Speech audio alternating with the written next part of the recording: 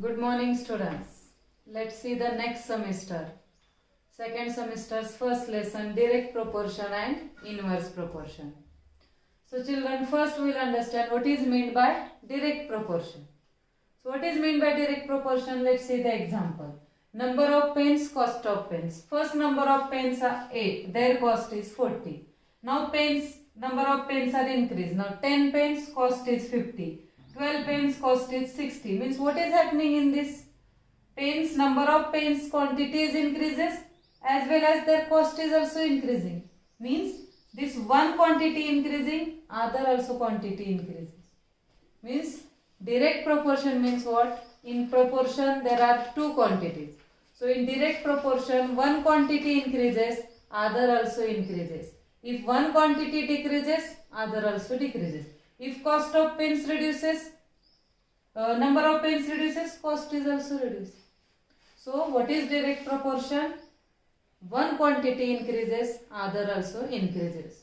So now how will understand it is the direct proportion or not? Their ratio will be constant. In direct proportion their ratio will be constant. Ratio means what you see now.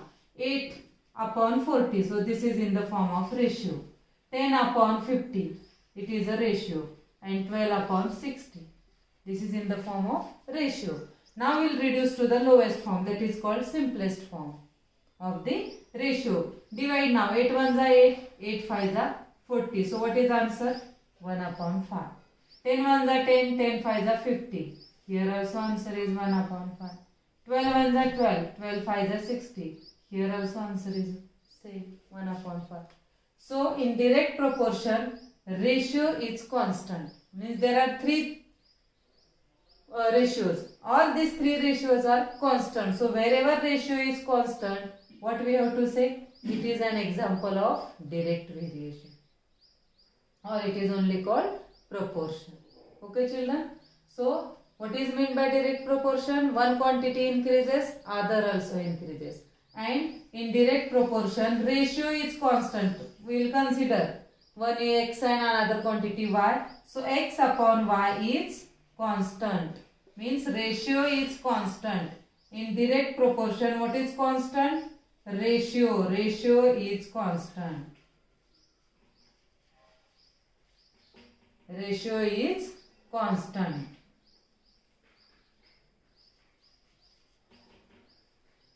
Okay. So let's see the practice set. 37, first one sum. We can solve these sums by another method also. That is unitary method. But ratio, direct proportion, inverse proportion we have to solve by this R ratio method only. That is direct proportion.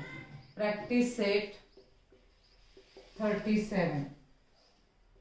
First one. What is our example? If 7 kg onions cost is 140 rupees, how much must we pay for 12 kg onions? So we will make first one table.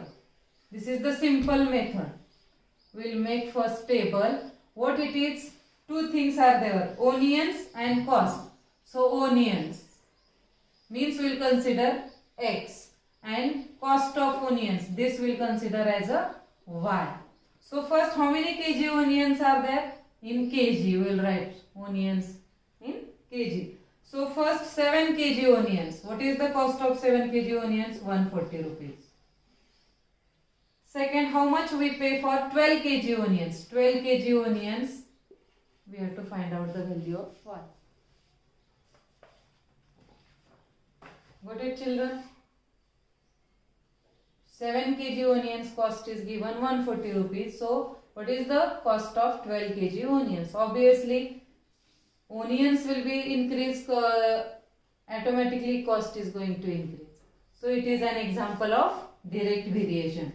So we have to write down here, it is an example of direct variation.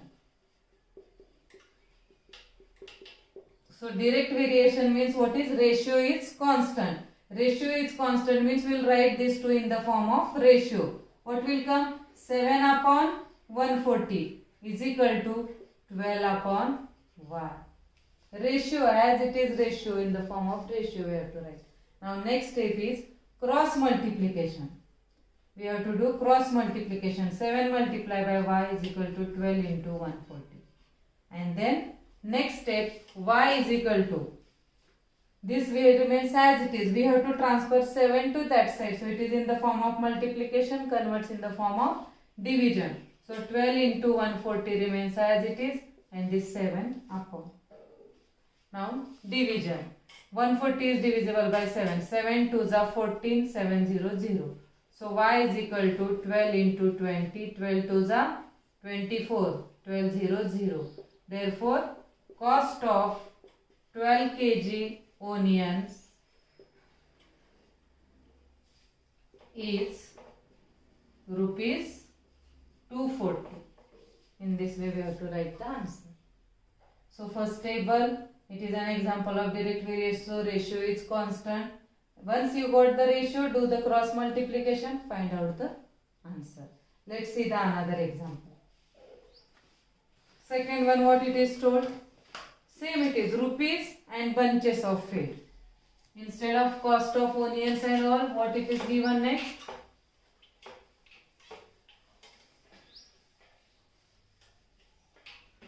Second one.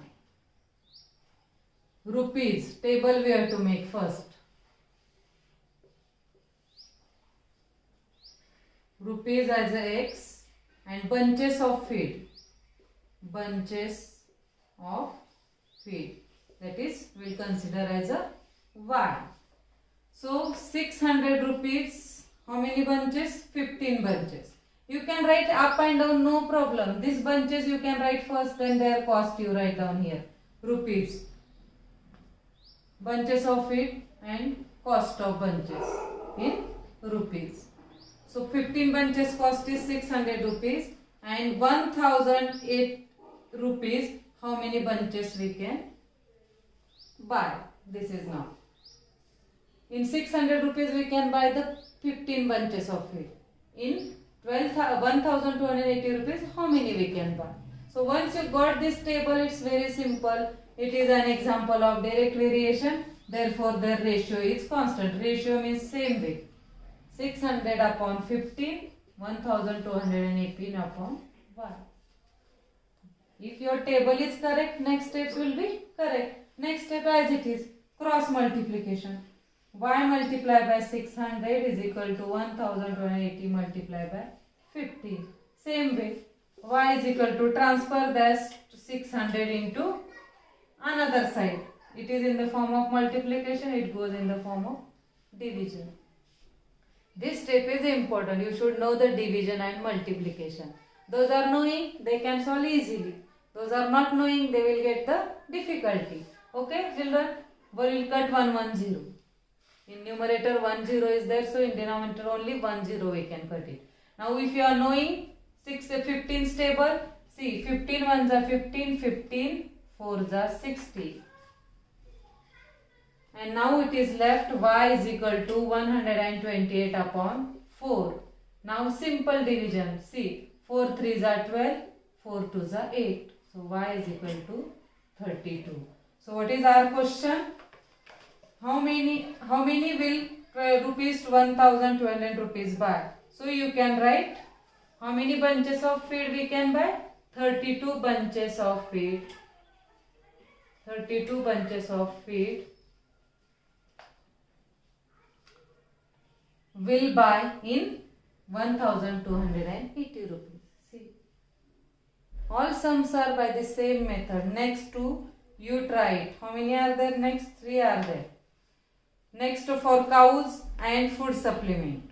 This one more I will explain, third one, because little bit change is there.